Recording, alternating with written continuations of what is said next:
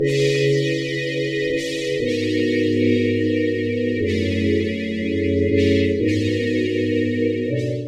to RocFall version 6, tutorial 7. In this tutorial, we will introduce the barrier sensitivity analysis features of RocFall for different variables and outputs. To begin, if you have not already done so, run RocFall. We will begin by modifying the project settings in the Project Settings dialog. In the General tab, set the analysis method to rigid body. Activate the Use Tangential CRSP Damping checkbox, then select the Engine Conditions tab.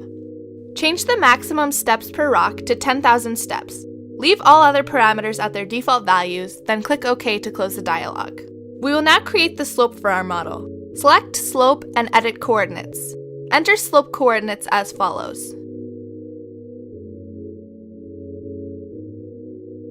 Set all standard deviations to 0 and click OK once completed.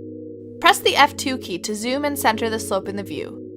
As we are completing a rigid body analysis, we can define the rock type and shape, as well as create groups of rocks. Select the rock type library icon. Under Group 1, select Smooth Shapes and activate all checkboxes, then click OK. Leave all other parameters at their default values, then click OK to close the dialog. To define the cedar, select the Add Cedar icon. In the prompt line, enter the coordinates -0.655, 18.139, then press Enter.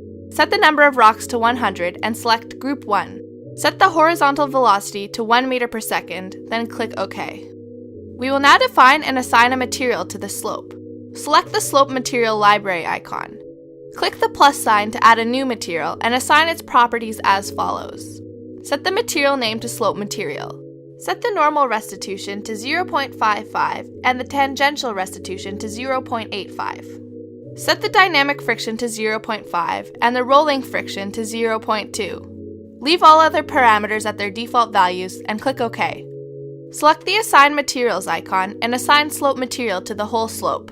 Close the dialog once finished. We will now add a barrier to the model. Select the Add Barrier icon.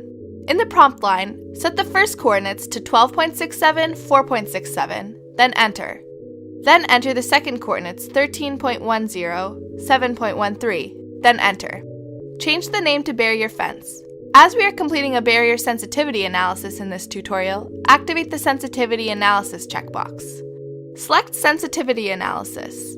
In the Sensitivity Analysis dialog, you can specify either a single or a double variable analysis and specify the input variables for the analysis. We will begin with the sensitivity analysis of X location. Set the variable to X location. Set the start point to 8 and the end point to 15. Click OK. The minimum and maximum barrier locations we just specified are highlighted in red, and the currently selected barrier appears dark blue. Select the Results tab to view a plot of X location against two output variables. The default outputs are maximum total energy and number of rock hits, as seen here, but more can be plotted. Toggle back to the Model tab and select Graphs, Graph Sensitivity.